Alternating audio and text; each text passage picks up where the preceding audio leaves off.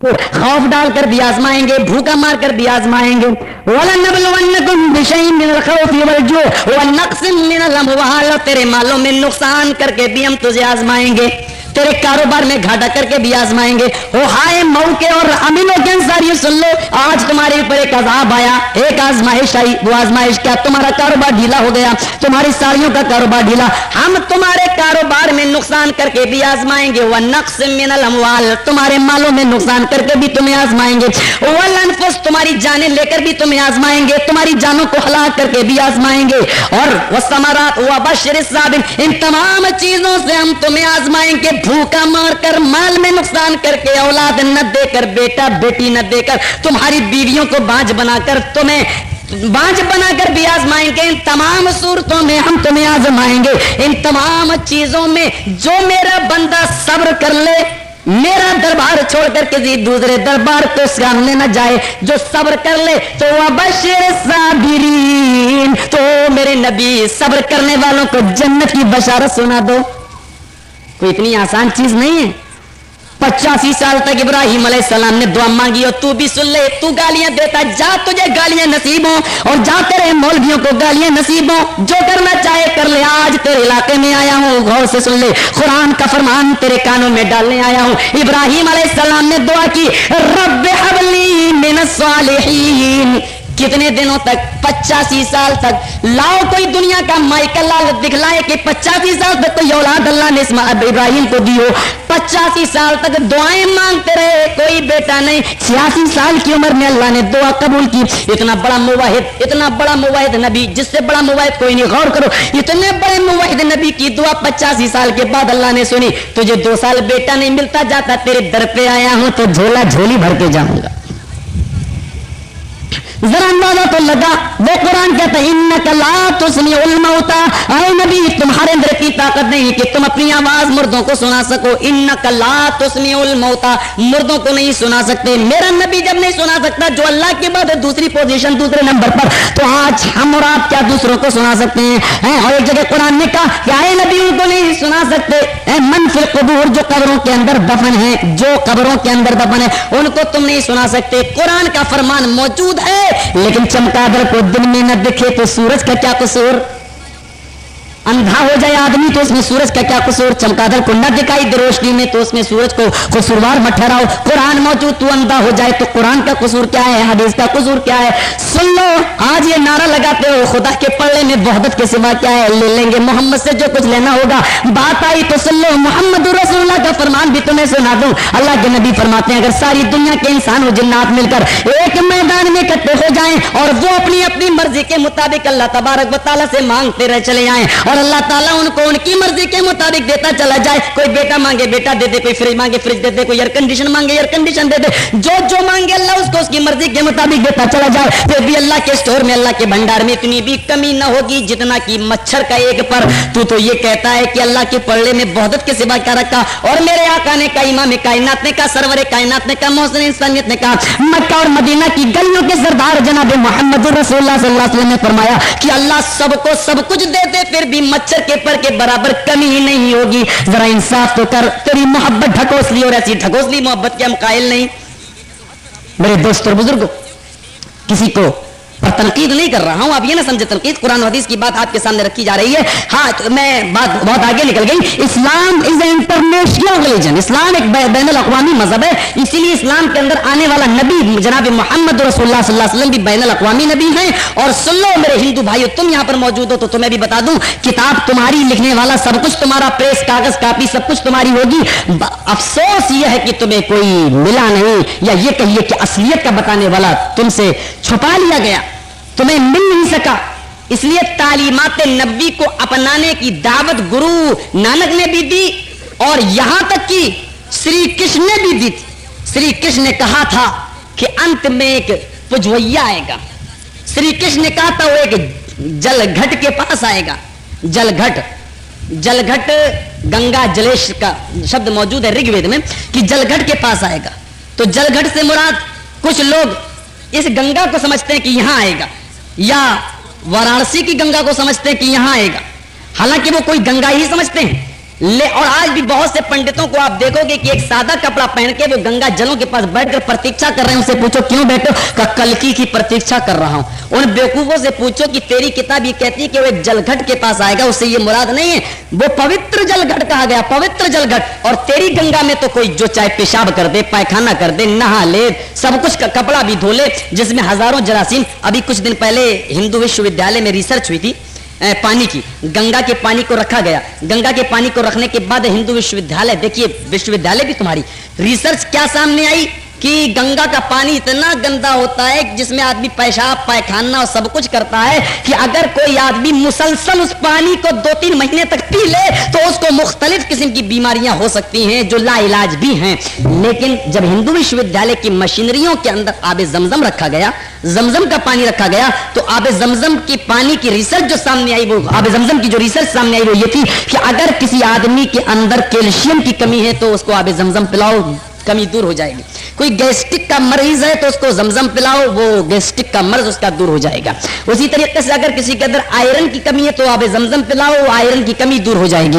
आबे जमजम गोया की शिफा है हर बीमारी के लिए। अगर कोई आदमी उसको पी ले तो उसको बहुत सी बीमारियों से छुटकारा भी मिल सकता है, शिफा भी वो पा सकता है। तो गौर करो कि नबी अकरम जंगल गंगा जल के पास आएंगे या पवित्र स्थान आबे जमजम के पास आएंगे, कौन से शहर में आएंगे, इसका अंदाजा आप खुद लगाइए कि जो पवित्र स्थान होगा वहां या जो अपवित्र होगा वहां।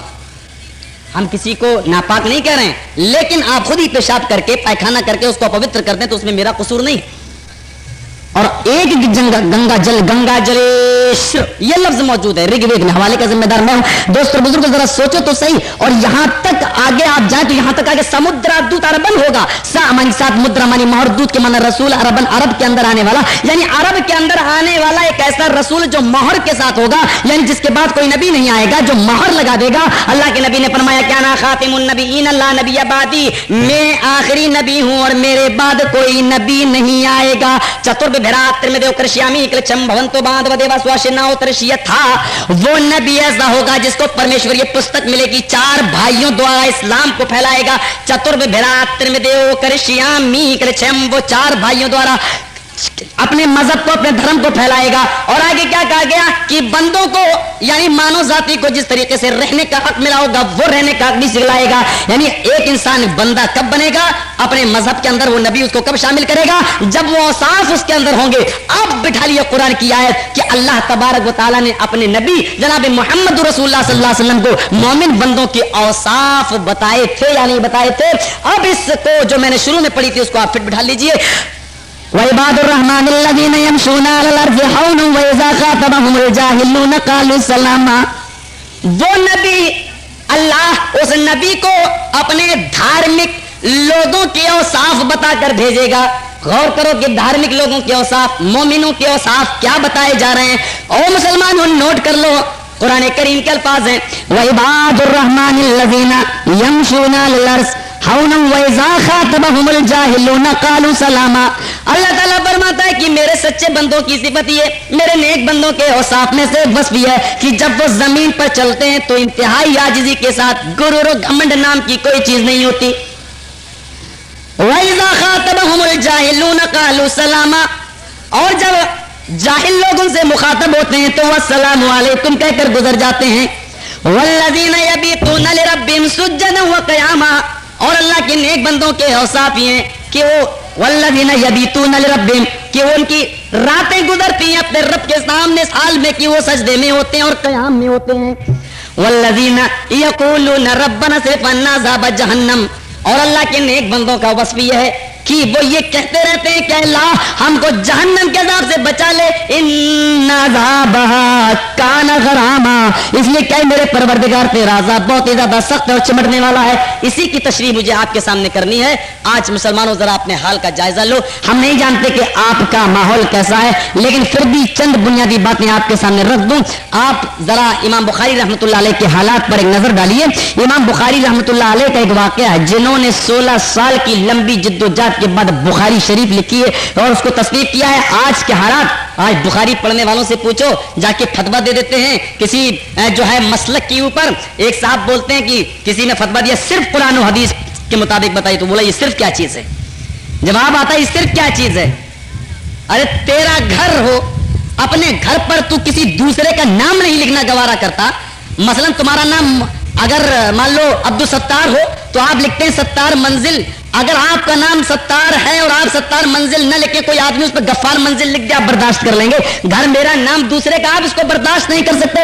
अरे ये दीन मोहम्मद रसूलुल्लाह सल्लल्लाहु अलैहि वसल्लम का है और तूने टाइटल लगा दिया अबू हनीफा का, इमाम शाफी का, इमाम मालिक का, इमाम अहमद इब्न हंबल का। तेरे बाप का दीन है रे, जरा बता तो सही। टाइटल दीन तो है मोहम्मद रसूलुल्लाह का, घर है तेरा, नाम लिख तो तू का लिख नहीं सकता, घर है तेरा, दूसरे का नाम लिखना गवारा नहीं करता। इस दीन को लेकर आए, पाए तकदीस तक पहुंचाया आमिना के लाल सैयदना जनाब मोहम्मद रसूलुल्लाह सल्लल्लाहु अलैहि वसल्लम ने, और तूने उस दीन पर टाइटल लगा दिया हम हनफी हैं, हम शाफी हैं, हम मालिकी हैं, हम इमाम अहमद इब्न हंबल के मानने वाले हैं। तुमने अपने बाप दादाओं पर बांट दिया इस दीन को। खुदा राम मुसलमानों होश में आओ, अपने घर पर दूसरे का नाम बर्दाश्त नहीं कर सकते। अल्लाह ताला ये गैरत कैसे बर्दाश्त कर लेगा कि मोहम्मद रसूलुल्लाह का दीन तुम हनफी और मालिकियों पर पेश कर दो। खुदा रा होश में आओ। इमाम बुखारी रहमतुल्लाह अलैह की बात जब सामने आई तो सुन लीजिए। आज तो हमारी नियत में जो कुछ भी आता है कल डालते हैं। मोमिनो तुम्हारा एक वस्फ यह है कि तुम जब भी कोई काम की नियत कर लो, नेक काम हो तो उसको उसी नियत पर करो। इमाम बुखारी रहमतुल्लाह अलैह के पास उनके पार्टनर ने 100 बोरे शक्कर के भेजे। अदब मुफरत इमाम बुखारी के अंदर ये वाक़या मौजूद है कि जब 100 बोरे भेजे तो इमाम बुखारी रहमतुल्लाह अलैह ने नियत कर ली। कुछ लोग काफिला आया खरीदने के लिए, कहा कि इमाम साहब आपके हर बोरे पर 10% में मुनाफा दूंगा आपको, यानी अगर आपका एक बोरा 100 रुपए का तो हम 110 रुपए का खरीदेंगे, यानी हर शक्कर के बोरे पर 10% आपको नफा। इमाम बुखारी रहमतुल्लाह अलैह ने कहा जाइए कल मैं बताऊंगा। चला गया वो आदमी, आपने कहा जाओ सुबह बताऊंगा। सुबह को दूसरे लोग आए, दूसरा काफिला आया, कहा इमाम साहब आपके हर बोरे पर मैं 20% भी नफा दूंगा, यानी एक बोरा अगर 100 रुपए का तो हम 120 रुपए का खरीदेंगे। आपने कहा नहीं, मैं 110 रुपए ही में यानी 10% नफे ही पर बेचूंगा। कहा अरे भाई मैं 20% दे रहा हूं, आप क्यों नहीं ले रहे? कहा इसलिए कि नवैतुल बारिहता अन अदफा इलैहिम बिमा तलबू। इमाम बुखारी के अल्फाज हैं, क्या कहते हैं कि इसलिए कि नवैतुल बारिहा, मैंने सुबह उठने से पहले ये नियत कर ली थी कि जब वो आदमी लेने के लिए आएगा तो मैं 10% नफे पर दे दूंगा। फला उहिब्बु अन अनक़ज़ नियती, मैं पसंद नहीं करता कि मैं अपनी नियत को तोड़ूं, मुझे ये पसंद नहीं कि मैं अपनी नियत को तोड़ूं, लिहाजा मैं जो नियत कर चुका हूं उसको मैं पूरा करूंगा। आज तो नियत भी होती है, जानते हो क्या? नियत दिल के इरादे को कहते हैं। और मुसलमानों मैंने ये बात अपने मुंह में बता दी, आपको भी बता दूं कि नियत जबान के अल्फाज से, जबान से कहना बिदअत है, बिदअत। इसको नोट कर लो और खुद आपकी किताबों में इस बात का सबूत मौजूद है कि नियत दिल के इरादे को कहते हैं।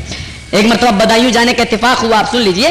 तो जाते हुए एक लड़का मुझे चिढ़ाने लगा, कोई था बेचारा TTS, कहता है नियत करता हूं मैं 2 रकात नमाज सुन्नत वास्ते अल्लाह ताला के खन की निगाहों से, नियत करता हूं मैं 2 रकात नमाज सुन्नत वास्ते अल्लाह ताला की मेरा किबला शरीफ की तरफ पीछे से मान के अल्लाहु अकबर। अब तो जानबूझ के और नीचे मानते हैं, नाफ से नीचे, दुश्मनी में।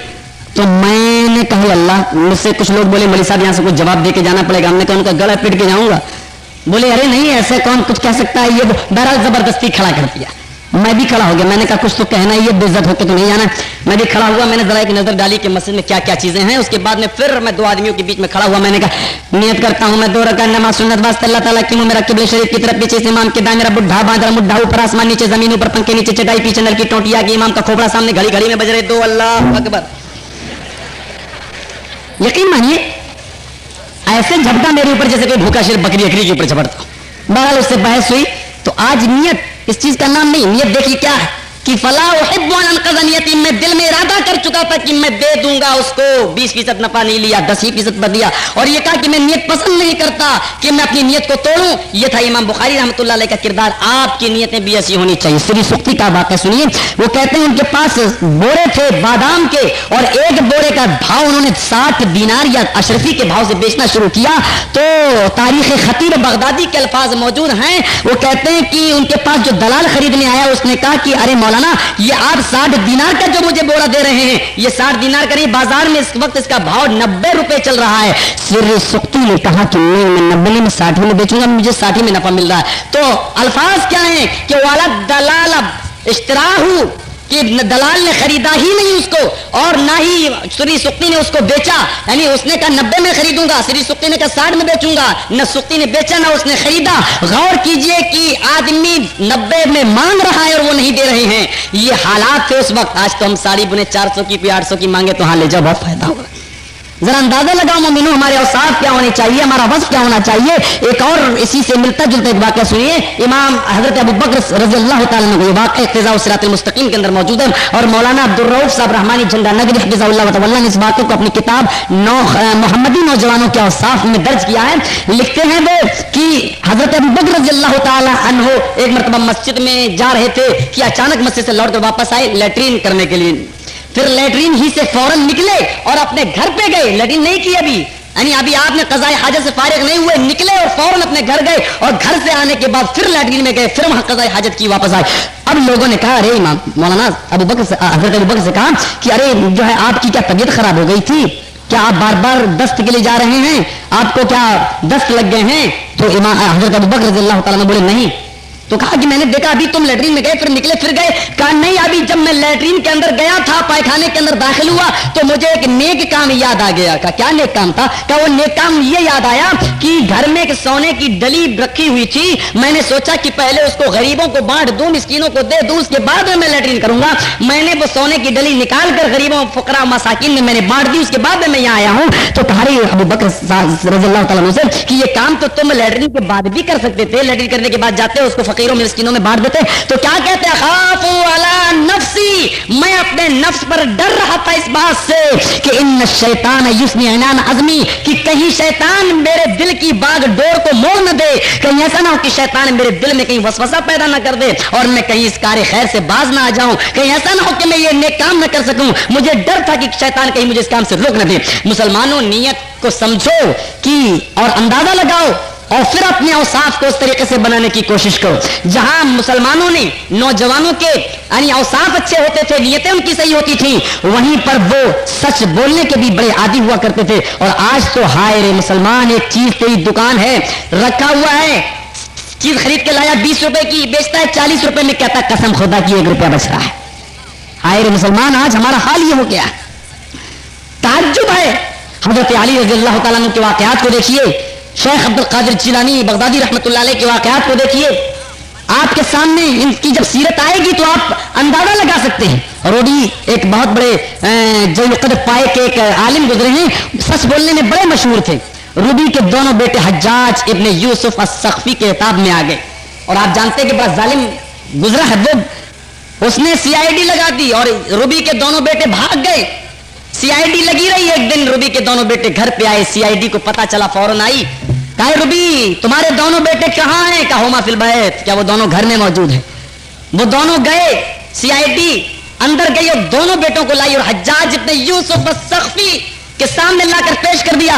जबकि रूबी को मालूम था कि हज्जाज के पास जाने के बाद या तो मेरे बेटों को कत्ल किया जाएगा या जेल में डाल दिया जाएगा, लेकिन इसके बावजूद सच बोल दिए। क्या हुमा फिल बैत, वो दोनों घर पे। और नतीजा इंजा रसीद नतीजा यहां तक पहुंचा कि रूबी के दोनों बेटे जब हज्जाज के सामने आए तो हज्जाज इब्ने यूसुफ अस्सक़फ़ी ने कहा इन दोनों को छोड़ दो और कहा बेटो सुन लो, तुम्हें कत्ल में कर देता या जेल में उम्र कैद की सजा देकर डाल देता, लेकिन मैं तुम्हें तुम्हारे बाप की सच्चाई की बिना पर छोड़ रहा हूं, सदाकत की बिना पर छोड़ रहा हूं। जरा गौर करो, सच बोलने की बिना पर आदमी नजात पा जाता है। शेख अब्दुल कादिर जिलानी बगदादी रहमतुल्लाह अलैह, अरे अपनी माँ सदरी में सी देती है, उनकी माँ 40 अशरफी, आपने भी पढ़ा होगा हिंदी की किताबों में वाकया।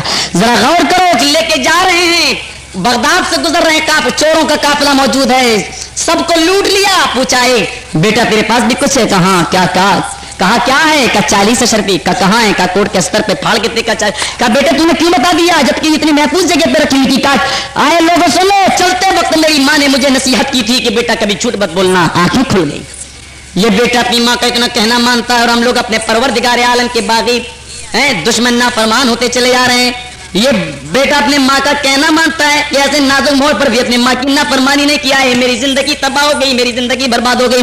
हाय अफसोस, मैं तो बर्बाद हो गया, मेरी जिंदगी बर्बाद हो गई, मैं क्या करूं? अफसोस कर रहे हैं। फिर तौबा की, तौबा करके फिर इस्लाम के दायरे में दाखिल हुए। मेरे भाई और दोस्तों जरा सोचो तो सही, सच बोलने से आदमी नजात पा जाता है। आओ सच्चाई का एक और वाक़या तुम्हें बताऊं। हजरत अली रज़ियल्लाहु तआला अन्हु का दौर है, उन्हीं की दारुल खिलाफत, उन्हीं की हुकूमत है। जंगल, पहाड़ी इलाका, जंगल में पहाड़ी इलाका, गौर तो करो, पहाड़ के नीचे एक मस्बा जहां बकरियां ज़िबा की जाती थी। कसाब लोग, कसाई लोग जहां बकरियां ज़िबा करते थे। एक आदमी अपनी बकरी को एक पहाड़ी के पास ज़िबा कर रहा है। ज़िबा किया, अभी बकरी पूरी तरीके से ठंडी नहीं हुई कि झाड़ी से एक आवाज आती है, करीबी में झाड़ी, और एक आवाज आती है, आह कोई मुझे बचाए। चीख आती है, चीख निकली। ये आदमी अपनी बकरी को छोड़ के झाड़ी की तरफ भागा कि देखे मामला क्या है। देखता है क्या कि एक आदमी का कत्ल हुआ पड़ा है। अभी वो आदमी 2-4 सांसें ले रहा, जैसे पहुंचे उसका इंतकाल हो गया। कत्ल सामने, कत्ल पड़ा, मकतूल एक आदमी कत्ल किया पड़ा है। देख के हालत दंग। ये आदमी बकरी को ज़िबा करके गया, बकरी के खून से रंगी हुई छुरी लेके दौड़ा, इस आदमी के करीब गया। इतने में पुलिस ने छापा मार दिया। इस आदमी को उस लाश के पास जब देखा, पुलिस समझी कि यही कातिल है और इसको गिरफ्तार कर लिया। यकीन मानो हजरत अली ने पूछा अदालत में, जब मुकदमा दायर किया गया, अली ने पूछा बता तो सही, क्या तू कातिल है? यह आदमी बोला कि हाँ मैं कातिल हूं। का क्या तूने उसको कत्ल किया? कहा हाँ मैंने उसको कत्ल किया। कहा इसको भी कत्ल की सजा सुना दो। लिहाजा उस आदमी को भी कत्ल की सजा सुना दी गई। मैदान मक्तल में इस आदमी को ले जाया गया, करीब तक इसको कत्ल कर दिया जाए। काबे का रब गवाह। इतने में एक आदमी चीखता हुआ आया कि आए अली, इस आदमी को छोड़ दो, ये बेकसूर है। कत्ल तो मैंने किया है, कत्ल तो मैंने किया, इस आदमी को छोड़ दो, ये बेकसूर है। फिर उससे पूछा किया है फांसी की सजा पाने वाले, कत्ल की सजा पाने वाले, ये बता कत्ल किसने किया? कहा वल्लाह मुझे नहीं मालूम कि असली कातिल कौन है, लेकिन ये आदमी कहता कत्ल मैंने किया। तो हो सकता है किसने कत्ल किया हो, वरना काबे की रब की कसम कत्ल मैंने नहीं किया। कहा फिर तुमने अपने जुर्म को कबूल क्यों कर लिया? फिर जब मैंने तुमसे ये पूछा था कि बता तूने कत्ल किया या नहीं, तूने कह दिया हाँ, फिर ये बता कि तूने एक बाले जुर्म क्यों कर लिया? वो आदमी कहने लगा क्या अमीरुल मोमिनीन अली, अगर मैं ये कहता नहीं तो मेरे पास कोई सबूत नहीं था, इसलिए कि लाश सामने थी और खून से रंगी हुई छुरी मेरे हाथ में थी। लाख में इनकार करता, मेरी कोई बात नहीं मानता, इसलिए मजबूर होकर मैंने अपने जुर्म को कबूल कर लिया। उस आदमी को मैदान मक्तल में लाया गया, इस आदमी को छोड़ दिया गया। अभी करीब था कि उस आदमी को जो असली कातिल था कत्ल किया जाए। इतने में हजरत इमाम हुसैन रजी अल्लाह तआला अन्हु आए, हजरत हुसैन आए। कहा क्या है मेरे अब्बू जाने के बाद सुनो, इस आदमी को तुम कत्ल कर रहे हो जिसने जंगल में एक आदमी को कत्ल किया, और मैं चाहता हूं कि इस आदमी को छोड़ दिया जाए। क्या बात है? अरे हुसैन ये कैसा फैसला है? का फैसला इसलिए कि अगर ये आदमी अपने सच्चाई का एतराफ नहीं करता तो एक और जान जाती, ये आदमी भी मारा जाता। अगर इस आदमी ने जंगल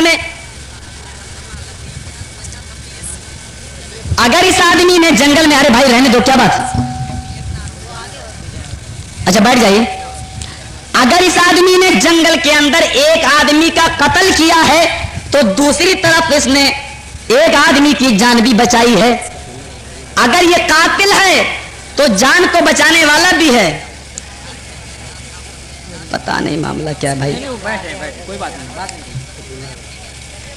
बहरहाल मेरे दोस्तों बुजुर्गों, हजरत हुसैन ने कुरान से इस्तेदलाल किया कि कुरान कहता है कि वमन अहयाहा, कि जो आदमी अगर किसी की जान को बख्श दे या उसकी जान को बचाए तो फिर गोया कुरान की ऐसी कोई आयत है कि जमीअन नास, गोया कि उसने तमाम लोगों की जिंदगी को बख्श दिया।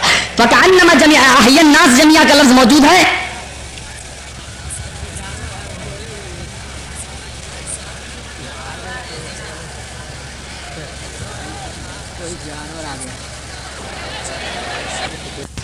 दोस्तों और बुजुर्ग मैं अर्ज़ कर रहा था, बहरहाल हजरत हुसैन रजी अल्लाह तआला अन्हु की बात को रखते हुए उस आदमी को जो असली कातिल था उसको भी छोड़ दिया गया। तो ये लोग थे सच बोलने वाले, और इंसानों या मुसलमानों को अपने अंदर एक ये वस्फ भी पैदा करना चाहिए कि वो हमेशा सच बोलने के आदी रहें और सच बोलें। यह सच्चाई इंसान को तमाम बहुत सी मुसीबतों से बचा लेती है, इस चीज़ को ख्याल में। अच्छा, नौजवानों का एक वस्फ या मोहम्मदी नौजवानों के औसाफ में से एक वस्फ ये भी आता है कि वो अपने माँ बाप की खिदमत करें, और लोगों ने की। वक़ज़ा रब्बुका अल्ला ताअबुदू इल्ला इय्याहु व बिल वालिदैनि इहसाना, कुरान के अल्फाज में कि वक़ज़ा रब्बुका अल्ला ताअबुदू इल्ला इय्याहु, और तुम्हारा रब ये फैसला कर चुका है कि तुम अल्लाह के अलावा किसी और की इबादत ना करो, किसी और की तुम पूजा ना करो, परस्तिश ना करो। व बिल वालिदैनि इहसाना, और तुम अपने बाप के साथ एहसान करो, अपने बाप के साथ एहसान करो। यहां पर जरा समझने की बात है, बाप के साथ एहसान। हमारे हिंदू भाइयों में पैर छुए जाते हैं या भगवान का तस्वुर किया जाता है, और कभी ये होता है कि पिता ही को वो भगवान का दर्जा देते हैं कि पिता से बड़ा भगवान कौन हो सकता है। और यही वजह है कि उनके यहाँ पत्नी का दर्जा इतना कम है कि पत्नी के लिए पति को भगवान कहा गया। मैंने एक दो मरतबा किसी से पूछा कि आप पति को भगवान क्यों कहते हैं, पति को भगवान आपके यहाँ क्यों कहा गया? कहा पति से बड़ा दर्जा तो किसी का हो ही नहीं सकता, और पत्नी के लिए पति से बड़ा भगवान कौन है? हमने कहा अच्छा, तो इसका मतलब सबसे बड़ा भगवान पति हुआ। कहने लगा हमने कहा अच्छा, भगवान से बड़ा तो फिर कोई नहीं होता? कहा नहीं, यानी सब कुछ पति। अब गौर कीजिए कि बहुत से दुनिया में औरतें ऐसी भी हैं कि जिनके पति या जिनके शौहर उनसे नाजायज काम भी करवाते हैं, ऐसे भी हैं। आप जरा सिद्धार्थ नगर की तरफ आइए, बिस्क्वायर रोड की तरफ जाइए, दिल्ली में जीबी रोड की तरफ जाइए, और आप उनके माँ बाप उनसे गलत काम करवाते। तो अगर थोड़ी देर के लिए मान लिया जाए कि पति भगवान से भी ऊंचा है, तो फिर यह इल्जाम किसके ऊपर आएगा कि पत्नी से गलत काम करवाया जा रहा है? इसका मतलब यह हुआ कि भगवान अपनी पत्नी से गलत काम भी करवाए।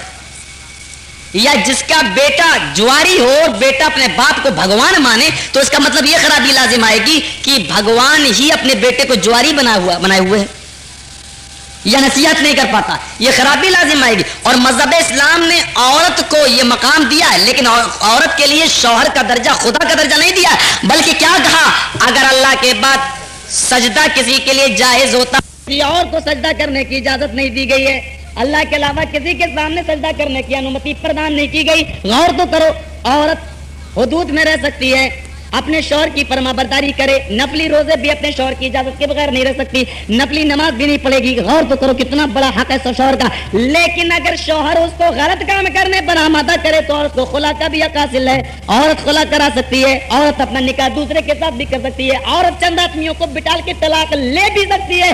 ये हक अगर किसी ने दिया तो मजहब इस्लाम ने दिया है। चंद दिनों पहले, एक साल पहले गए, कहा आज सब कुछ तो इस्लामी पर एतराजात होते हैं। एक मरतबा गया, दादर में तकरीर हो रही थी, दादर में 2 साल पहले की बात है। बाल ठाकुर जी बड़े तेजी के साथ चिल्ला रहे थे। क्या बोले कि हिंदुस्तान में जितने भी हरे स्टेशनों को हरे रंग से रंग दिया गया है, इनको चाहिए कि हरे रंग की बजाय लाल रंग से रंगा जाए, क्योंकि हरा रंग इस्लामी रंग होता है। इस्लामी रंग से कितनी दुश्मनी। फिर बोले कि मैं गवर्नमेंट से अपील करता हूं कि हिंदुस्तान में ट्रेनों में जितनी भी हरी झंडियां दिखलाई जाती हैं, हरी झंडियां बंद करा दी जाएं, क्योंकि मैं हिंदुस्तान के अंदर इस्लामी रंग को पनपने नहीं देना चाहता। ये खबरें लेकर अखबार उड़ा, रेडियो उड़ा, टेलीविजन उड़ा, सारी जगहों पर शोहरत हुई, सब जगह फैल गई ये बात। और सुन लो, 3 दिन के बाद जब दादर में मैंने तकरीर की है, लोगों ने जबरदस्ती रख दी, नौजवानों ने मुझसे कह दिया परमिशन मिल गई, मिली ही नहीं थी। मैंने तकरीर में कहा अखबार पढ़ चुका, बाल ठाकुर जी का घर वहीं कहीं पड़ता है करीब ही में। मैंने कहा मेरे बाल ठाकुर जी ने बड़ी अच्छी बात कही है कि हरे रंग को बंद कर दिया जाए, स्टेशनों को लाल रंग से रंग दिया जाए और हरे झंडियां बंद कर दी जाएं। इस्लामी रंग को बेचारे हिंदुस्तान में पनपने नहीं देना चाहते। मैंने कहा अब तो बाल ठाकुर जी से कहो कि गोश्त खाना शुरू कर दें, लौकी ना खाया करें, पालक ना खाया करें, वो भी हरे रंग का होता है। और मैंने कहा रात में घंटा बजाते हैं, घंटा बजाने की जगह ब्रह्मा से, परमेश्वर से, भगवान से दुआ करें, हाय भगवान हिंदुस्तान में जितने भी पेड़ पौधे, घास, सब्जी, पत्तियां हैं, सब हरे रंग की हैं, लाल रंग से पैदा कर दिया कर, क्योंकि हिंदुस्तान में इस्लामी रंग को हम पनपने नहीं देना चाहते। इतना कहा, 2 पुलिस वाले स्टेज पे आए, मौलवी साहब परमिशन। मैंने कहा नौजवानों से कहो।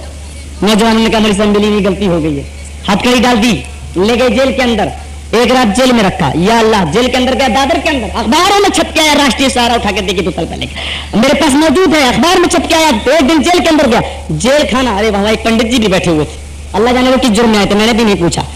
तो इतनी बेहतरीन जेल, एयर कंडीशन भी मौजूद, कूलर भी मौजूद, पंखा भी मौजूद। ये अल्लाह, मैंने कहा अल्लाह 2 महीने भी अगर इसमें रहने की इजाजत मिल जाए तो मैं आराम से रह लूंगा। इतनी बेहतरीन जेल खाना। लेकिन 3,500-4 हजार आदमी बेचारे मुसलमान फजर की नमाज के वक्त पहुंच गए, मौलाना को छोड़िए, क्या नहीं छोड़ेंगे, मुकदमा चलेगा इनके ऊपर। नतीजा निकला कि वुजू बनाया, वहीं लोटे बदनी पानी लाए, सब जेल खाना। पहले ही दिन एक टाइम की नमाज पढ़ने में पूरा जेल खाना तालाब बन गया।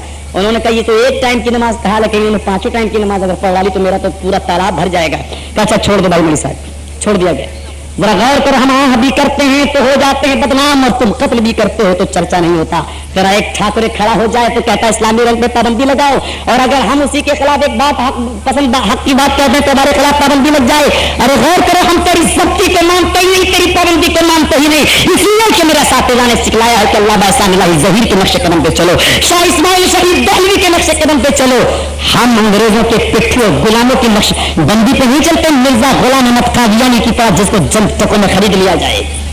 میں صرف دوست اور بزرگ دین اسلام کوئی معمولی مذہب نہیں ہے. کیا مذہب تعلیم کیا بات کے ساتھ کیا قرآن کیا کہنے پڑی وَقَضَىٰ رَبُّكَ أَلَّا تَعْبُدُوا إِلَّا إِيَّاهُ وَبِالْوَالِدَيْنِ إِحْسَانًا. اپنے والدین کے ساتھ احسان کرو. إِمَّا يَبْلُغَنَّ عِندَكَ الْكِبَرَ أَحَدُهُمَا أَوْ كِلَاهُمَا. اگر ان دونوں میں سے ایک یا دونوں تیرے سامنے بڑھاپے پہ پہنچ جائیں فَلَا تَقُل لَّهُمَا أُفٍّ وَلَا تَنْهَرْهُمَا. تو تم ان سے بھی نہ کرو, تم ان سے بھی نہ کرو, تم ان کے سامنے اپنے ہاتھوں کو بھی نہ ہلاؤ.